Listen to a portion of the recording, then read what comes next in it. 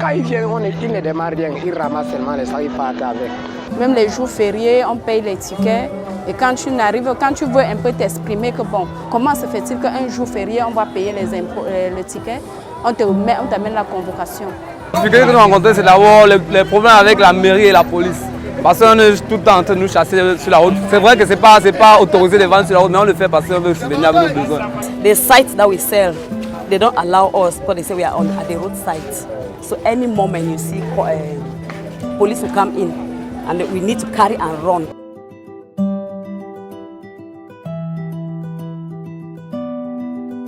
En Afrique et au Cameroun, le secteur économique tient une importance à ne plus démontrer.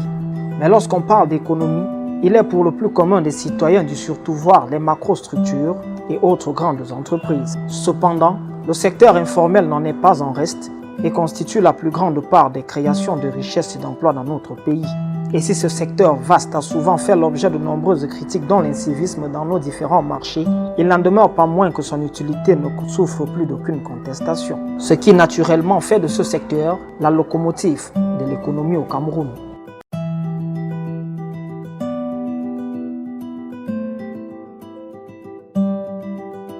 Le mot informel, oui, c'est un mot qui fait peur, oui, c'est un mot négatif, mais c'est surtout aussi un foyer d'innovation inimaginable, puisque comme ces personnes n'ont pas toujours les moyens de se formaliser parce qu'elles ne connaissent pas, parce que parfois ils n'ont pas de ressources, elles se débrouillent.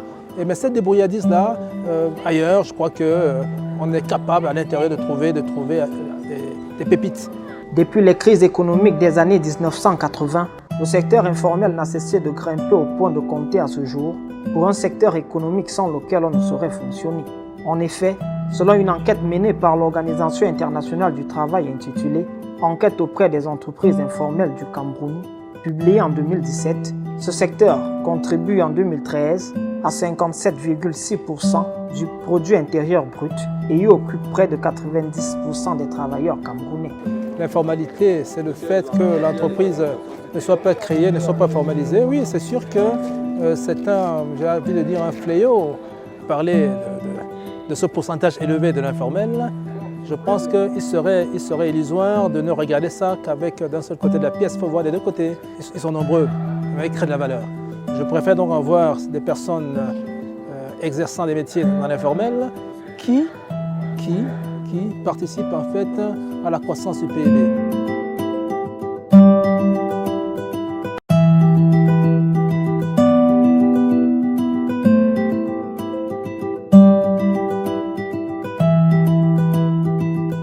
Poussés par le besoin d'y comprendre tous les contours, nos caméras ont fait une immersion dans les différents marchés de la ville de Yaoundé.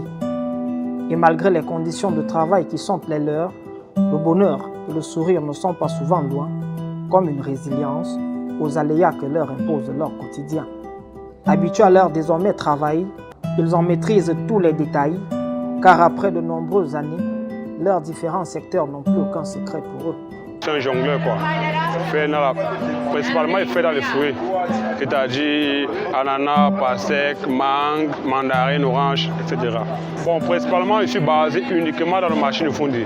C'est-à-dire quand je quitte de chez moi, j'arrive au marché de Fondi, j'achète là et je revends sur place. Je vais voir les grossistes et moi ils détaillent. Tu vois un peu, achète en tas, soit en sac, en colis, voilà un colis comme ceci. J'achète un colis comme ceci, il détaille. Je suis vendeur de pantalons. Moi particulièrement, je prends mes pantalons marché Mukulu. Je suis au marché Acacia depuis déjà 3 ans et je fais dans le make-up, des produits de beauté. Tout ce qu'il faut pour le relooking d'une femme. Je vends les chaussettes, je vends les gants de toilette, les ceintures, les sous-vêtements hommes et femmes. J'ai déjà fait ça à 16 ans. Et la pauvreté, j'ai tout fait.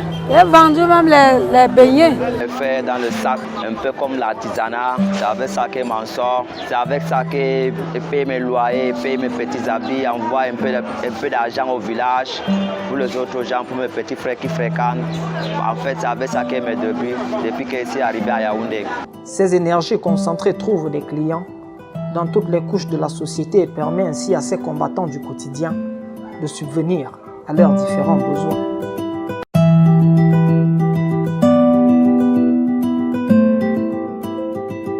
Je suis le premier garçon chez ma mère, c'est moi qui m'occupe de tout à la maison. Les petits frères partent à l'école, c'est moi, même ma mère, même c'est moi. Bon, tout ça, ça avait l'argent de ça. Really, it helps me. But at this moment, since Corona started, we are facing a lot of difficulties. The market is slow. Ça fait 5 ans que je suis là, ça veut dire que quelque part, vous savez, il n'y a pas de bête métier, en commun de sous-métier. C'est celui-là qui exerce ce métier qui est bête. Hein? L'argent, c'est savoir utiliser. Quand le peu que tu gagnes, tu t'organises selon ton projet, ton planning. Et puis le tout est joué. On se bat pour limiter au moins les dégâts. Faire au moins ce qui est au maximum à notre niveau. On ne peut pas quand même dire que ça là nous remporte le gain que nous on a voulu, que nous sortons tous les matins. Mais ce que Dieu nous donne, on fait avec. Déjà que je gère ma petite famille avec, je peux dire que je subviens aux petits besoins de ma famille. Mais s'il est déjà assez ainsi de trouver son pain quotidien, les difficultés auxquelles ces travailleurs de l'ombre font face sont d'une multitude évidente. Nous dérange beaucoup sur les tickets, même les jours fériés, on paye les tickets. Et quand tu veux un peu t'exprimer que bon, comment se fait-il qu'un jour férié, on va payer les impôts, le ticket, on t'amène la convocation. Moi, je ne trouve pas ça logique. Au Cameroun, la mairie, ce n'est pas le privé, c'est l'État. Il y a quel bureau qu'on ouvre le jour férié? Comment se fait-il qu'ils viennent au marché nous brutaliser, que si tu ne payes pas, on te fait ceci, on te fait cela? C'est embêtant au Cameroun. Avec la venue du Covid-19, l'activité n'est plus vraiment dense comme auparavant. Déjà, toutes les festivités sont un peu réduites et ça ne nous permet pas aussi quand même de vraiment faire vraiment plein de cartes. Les difficultés que nous rencontrons, c'est d'abord les problèmes avec la mairie et la police. Parce qu'on est tout le temps en train de nous chasser sur la route. C'est vrai que ce n'est pas autorisé de vendre sur la route, mais on le fait parce qu'on veut subvenir avec nos besoins. Donc à chaque temps, on est obligé d'emballer. Quand la police passe bien, quand la mairie passe, on est obligé d'emballer. Et tout. C'est un peu ces différents problèmes que nous rencontrons. Des fois, nous sommes placés comme nous sommes placés ici. Là. Tu vois peut-être la voiture de la police veiller, porter ta marchandise. Après demander de l'argent pour pouvoir rembourser la marchandise. Chaque jour, on te dit on a changé tel commissaire. Quand ils viennent, lui il vient chercher sa part de nourriture. Et sur nous-mêmes, comme on n'a rien.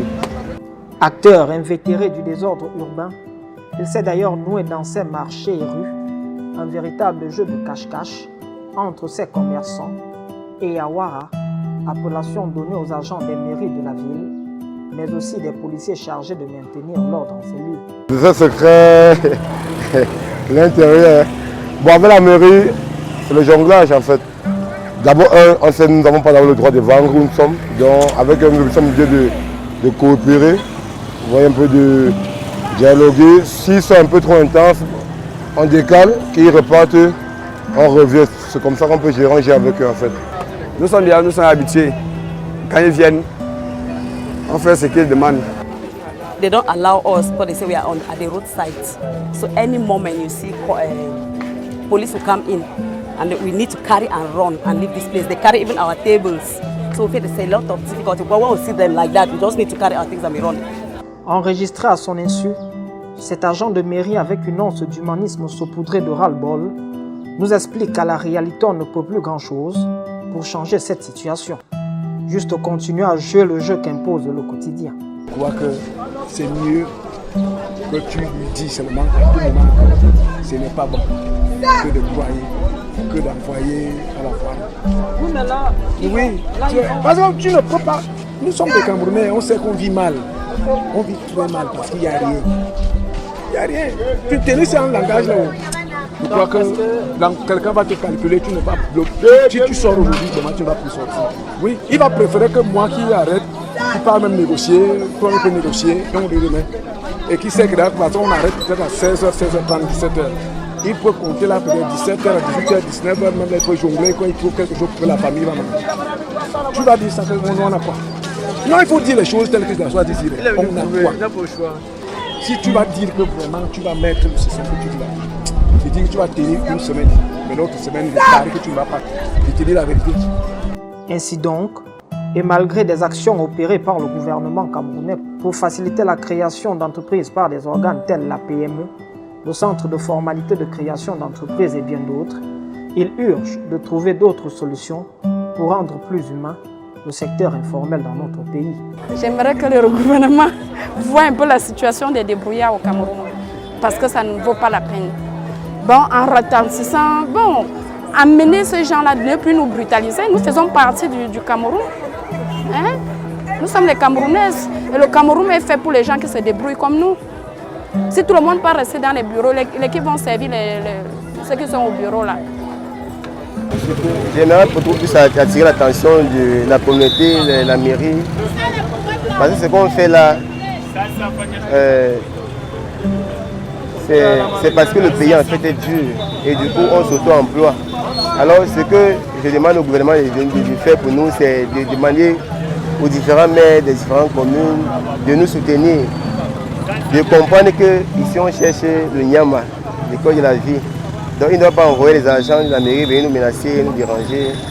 Donc ils doivent comprendre qu'on ne doit pas aller voler. Donc si on est, c'est parce qu'on doit se battre pour ne pas voler. Donc c'est tout ce qu'il faut demander là-bas. Si le gouvernement pouvait aussi commencer par les mamans comme nous à nous aider, puisque déjà à mon âge, si il y avait la possibilité, je pouvais aussi payer soit une boutique aussi pour rester dedans. Vu mon âge, je ne devais plus être encore exposé à tout comme ça. Si le gouvernement pouvait augmenter les boutiques et laisser à un bon prix que chacun peut aussi se débrouiller dedans. À mon niveau, ça devrait beaucoup me plaire. La seule chose que moi je peux leur demander là présentement, c'est de nous laisser, donc de parler aux autorités là, de nous laisser un peu. Parce que là vraiment nous avons marre, ils nous abusent. Alors nous sommes là, nous cherchons un peu de quoi manger, comment gérer peut-être payer la maison, payer la location, et comment gérer le futur. Et ils sont là, eux ils ont déjà pour eux, mais ils viennent encore prendre pour nous pour augmenter pour eux. Là vraiment je ne sais pas vraiment comment qualifier ça. Déjà, nous avant d'être commerçants, ce n'est pas que préalablement on a voulu être commerçants. C'est à la dureté des temps qui a fait qu'on se retrouve à faire des petits commerces pour pouvoir gérer nos différentes familles. Si le gouvernement pouvait revenir et poser la question comme ça, tout comme vous posez cette question, qu'est-ce que vous voulez? Nous allons aussi dire, trouver au moins, même si c'est un emploi, qui puisse au moins faire qu'une tranche d'âge puisse quand même subvenir à leurs besoins sans être sur le commerce. Peut-être que ça pouvait aussi nous arranger. Nous sommes tous aussi diplômés et on aimerait aussi faire mieux que le commerce. Nous sommes vraiment bourrés dans nos marchés actuellement. Même les enfants du cours élémentaire reviennent faire le commerce de nos jours.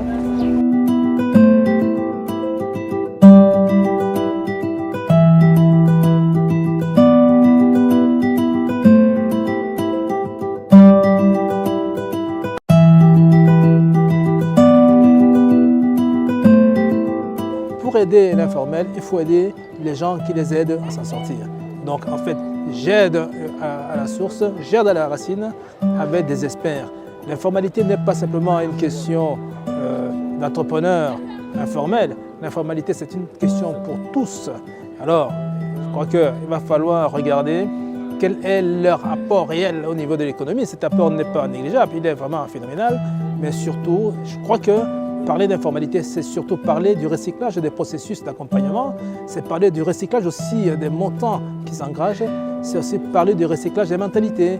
Faire en sorte que, évidemment, je n'ai pas peur de sortir de l'informel, que je comprenne plutôt l'intérêt que j'ai à sortir. Donc, ce n'est pas une démarche coercitive qu'il faut, c'est une démarche de sensibilisation, une démarche d'accompagnement, une démarche d'appui. Dans l'informel pour informel, il faut que le taux baisse, mais il faut que le taux baisse pour mieux. Il y a les entreprises qui démarrent d'une idée. Pourquoi ne pas imaginer donc que les entreprises informelles sont un laboratoire pour la formalité? Donc l'idée c'est donc d'aller chercher à l'intérieur du laboratoire eh bien, toutes ces pépites-là qui peuvent devenir demain en fait des championnes. Donc essayons de sensibiliser pour qu'on sorte du formalisme, de l'informel. Essayons aussi d'aider ces personnes à sortir de l'informel, mais surtout, ne nous amusons pas à les stigmatiser, puisque les stigmatiser, c'est créer en fait d'autres problèmes qui ne sont pas simplement économiques, qui sont peut-être des problèmes sociaux. Mais alors, il y a une proposition à ça, c'est aussi, il faut qu'on connaisse qui n'est pas dans le formel. C'est-à-dire que la connaissance du monde de l'informel, c'est quelque chose de phénoménal. Et c'est là où, justement, les grands organismes de recherche sont les bienvenus. C'est là où, justement, les structures comme la PME sont les bienvenues. C'est là où, justement, il va falloir que chaque institution capable d'apporter un grain de sel à l'entrepreneuriat, ce soit une institution, un laboratoire à porte ouverte dans lequel on accueille évidemment ses compatriotes. Nous ne pouvons pas jeter la pierre à un camp ou à l'autre parce que c'est aussi un problème de mentalité. Moi, parfois, je peux ne pas quitter l'univers informel pour passer à l'univers formel juste parce que je pense que c'est impossible. Alors quand on va changer de mentalité, quand on va comprendre que c'est possible, ça va changer beaucoup de choses. Mais c'est un travail de tous les jours, c'est un travail quotidien. Et ce travail-là, il ne faut pas imaginer une seconde que ce sera en claquant des doigts. Parce que bien souvent, les méthodes qui marchent aujourd'hui pourraient ne plus marcher demain. Et alors, les méthodes qui marcheront demain, peut-être qu'on ne les connaît pas aujourd'hui. Donc ce qui est intéressant, c'est que tout cela fait partie de l'économie du pays. Tout cela fait partie de la vie sociale du pays et tout cela même aussi politique, puisque le succès des uns, de chacun dans son coin, participe du succès de la collectivité. Une collectivité qui réussit, ça fait aussi parfois des consommateurs futurs pour ces entrepreneurs. Donc, vous voyez, les méthodes sont là. Appliquons ce qui existe, améliorons le quotidien et surtout, je pense que nous devons attirer aussi, peut-être certainement les dirigeants, pour faire intégrer davantage l'outil numérique. Pourquoi intégrer l'outil numérique? Pour que l'accompagnement du gouvernement soit de plus en plus un accompagnement de proximité. Pour que moi, dans mon village, à Yumejok ou à Chang ou ailleurs, je sois capable d'avoir les mêmes services que mon frère à Douala ou à Yaoundé. Si tant il est évident que le secteur de l'informel reste à assainir, il est tout aussi important d'y apporter un regard plus compatissant. Car si dérober consiste à mettre à mal la sérénité de nombreuses familles qui n'ont d'issue que ces métiers-là, les aider à s'en sortir, c'est encourager une population qui refuse de croiser les bras, qui décide de travailler et de produire de la richesse rudement, mais tout en gardant le sourire.